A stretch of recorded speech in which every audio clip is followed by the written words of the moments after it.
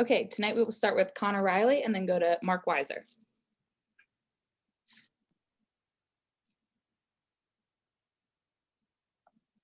Hey, Warren, what do you attribute was just the biggest difference from how you guys played against Mississippi State to South Carolina?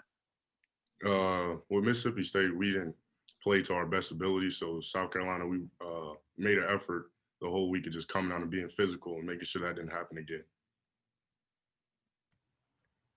Warren, I guess there's 2 regular season games left. I kind of want to just get your thoughts on how this season as a starter has gone for you.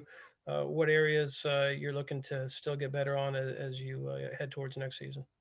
Definitely getting better in my run game, having good pad level and accelerate my feet when I make contact with with a D lineman. Okay, next we will go to Anthony Dasher and then Chip Towers. Hey, Warren, good to see you today. And you kind of took over that starting role. I guess it was week 3 of the season. And last 4 games, I don't think you missed a snap. You may correct me on that, but just talk about the progress you made, how far you've come from really that game win in Arkansas to right now. Just taking it week by week, just getting better every week.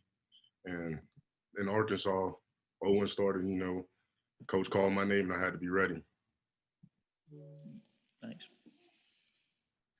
Yeah, Warren, Chip Towers, I don't know if we've had a chance to ask you much of it, but obviously everybody's aware of your legacy at Georgia. And when old guys like me look at you, I'm amazed how much you look like your uncle, Willie.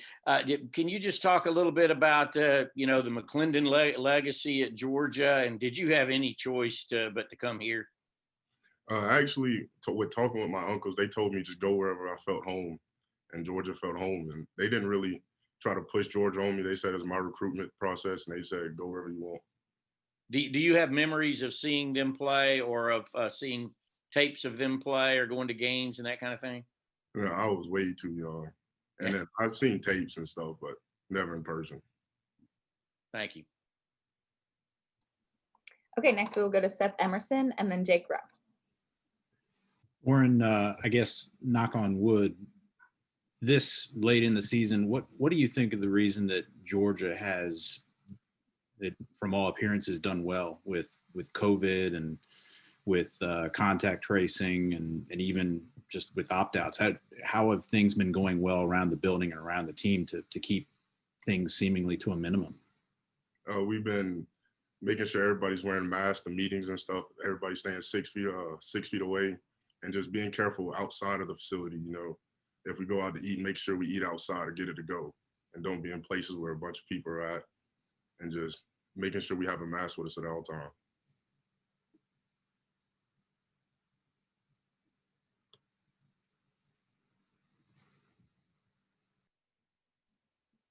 Jake, do you have a question?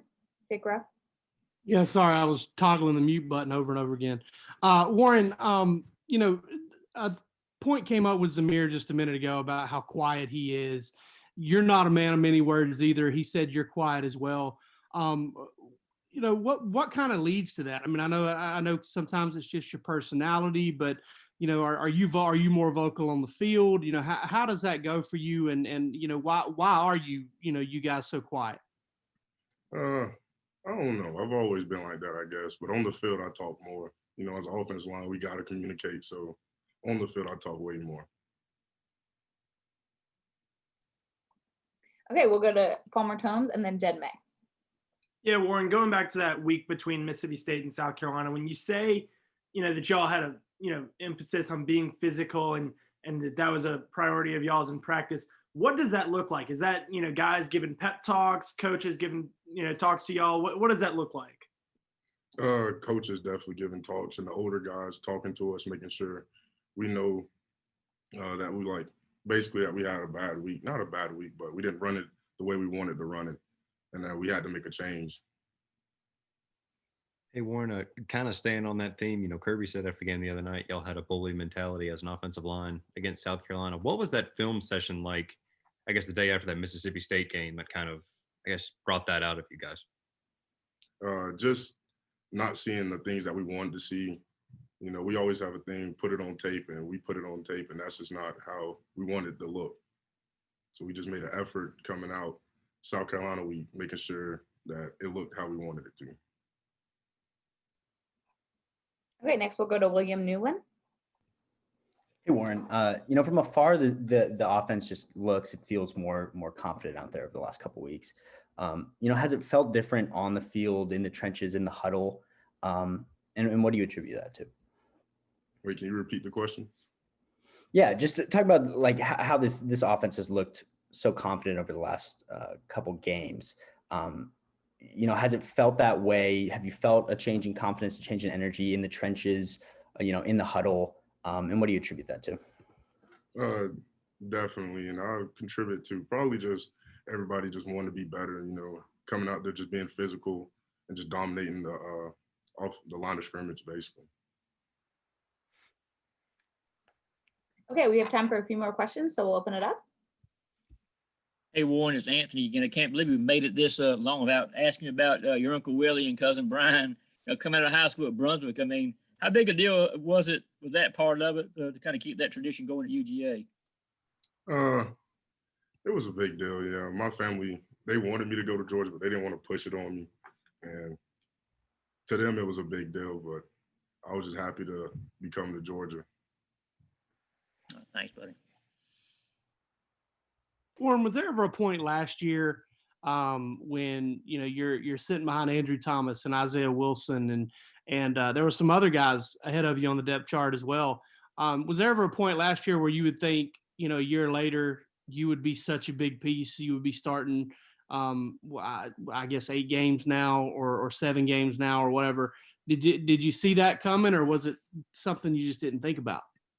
It was just, I didn't think about it. I just went out there every day to get better and just learn from the older guys.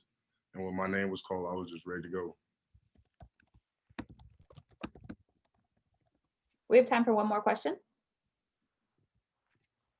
Warren, I asked Samir the same thing, but hitting your stride right now, especially offensively, with the SEC title probably out of reach, is it hard not to feel like, man, if only we'd been playing like this week 3, week 4?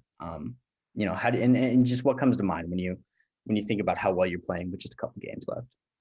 We try not to look back in the past. We try to just look at the future, and we do our part and just,